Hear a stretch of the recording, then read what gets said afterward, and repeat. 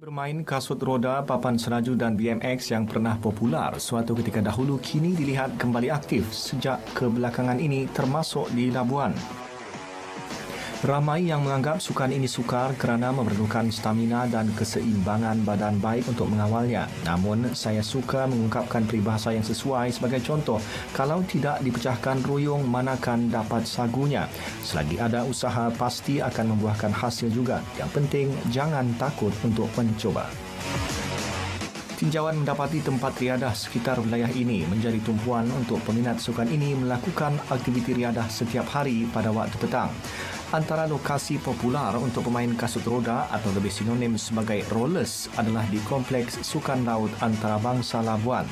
Pegiat sukan berkenaan yang meliputi golongan dewasa dan juga kanak-kanak akan berkumpul di lokasi ini bermula pukul 5 petang sebelum memulakan aktiviti yang dikelolakan oleh Island Rollers. Memang dari kecil minat, cuma dulu tiada pendedahan. Saya join benda ni baru tahun ni. Bulan 1 macam tu. Island Rollers ni dia memberi satu pendedahan lah kepada anak-anak muda untuk bermain inline skate dan terlibat dalam sukan-sukan ekstrim ni. Masa mula-mula main tu memang jatuh lah, memang susah apa semua. Tapi inline skate ni dia basically ajar macam mana mau dapat balance, confident untuk percaya yang kita boleh berjalan menggunakan kasut roda. Sabtu Ahad kami ada sesi personal trainer atau coaching lah untuk dewasa dan kanak-kanak. Satu session tu mengambil masa dalam 1 jam 15 minit lah. Start kami bermain kasut roda ni, inline skate ni, dari tahun lepas bulan 5 semasa PKP. Saya dan kanak-kanak terfikirlah apa cara yang untuk kita bersukan sambil having fun. So salah satunya ialah sambil bermain kasut roda, more kepada fitness dan recreational.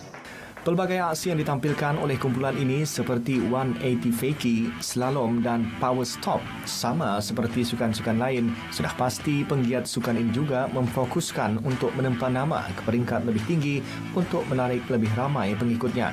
Melihat pada potensi yang ada ditambah dengan segala latihan yang dilakukan bukan hanya untuk memenuhi masa lapang sahaja, malah ada yang sudah pernah mewakili wilayah ini dalam kejohanan sukan ekstrim ini. Tiada yang mustahil, ibarat pengayuh sayang dibasahkan, sampan tidak akan sampai ke penghujungnya. Suhaimi Barawit, 34 tahun, mula berjinak dalam sukan ekstrim papan selaju selama 20 tahun sejak 2002 lagi dan telah menyertai pelbagai pertandingan di luar Labuan termasuk ke peringkat antarabangsa. Saya sudah skate di merata-rata tempat di seluruh Malaysia termasuk Singapura dan saya pun pernah memenangilah beberapa minicom di Kuala Lumpur, di Johor, di Sabah dan Labuan lah. Dan sekarang ni last pertandingan yang saya telah ikuti pada bulan lepas iaitu Sabah Skateboarding Championship lah. Saya berada di tempat yang top 10 lah. Skatepark yang terletak di Tanjung Purun ini antara lokasi tumpuan untuk pemain papan selaju atau skaters melakukan latihan, belajar dan mengaplikasikan kemahiran yang dipelajari untuk bermain papan selaju maupun BMX yang menggunakan basikal. Walau bagaimanapun, skatepark berkenaan kini dalam proses penambahbaikan untuk keselesaan pengguna. Susulan daripada inisiatif pembiayaan swasta di bawah 2 syarikat yang terlibat iaitu ECIB, European Credit Investment Bank, dan UW Global, di mana dua pihak syarikat ini telah berbesar hati untuk menyumbang bantuan kewangan bagi membuat penambahbaikan terhadap Labuan Extreme Arena. Di skatepark ini akan ditransformasikan menjadi satu skatepark yang berunsur lebih dinamik dan lebih moden. Kos dijangka melibatkan sekitar 80,000 ke 100,000 dan dalam masa sama difahamkan penguasaan ataupun penambahbaikan skatepark ini akan berlangsung selama 60 hari. Penglibatan kanak-kanak dalam sukan ekstrim ini amat menggalakkan bagi melahirkan lebih ramai pelapis muda untuk ke peringkat yang lebih tinggi. Semuanya bermula dengan minat.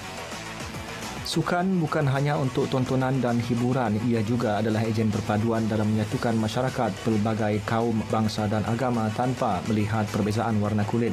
Apabila sukan dapat menyatukan rakyat, di situlah kita akan dapat menghapuskan tembok politik, perkauman dan agama. Laporan Harjejek, Berita RTM.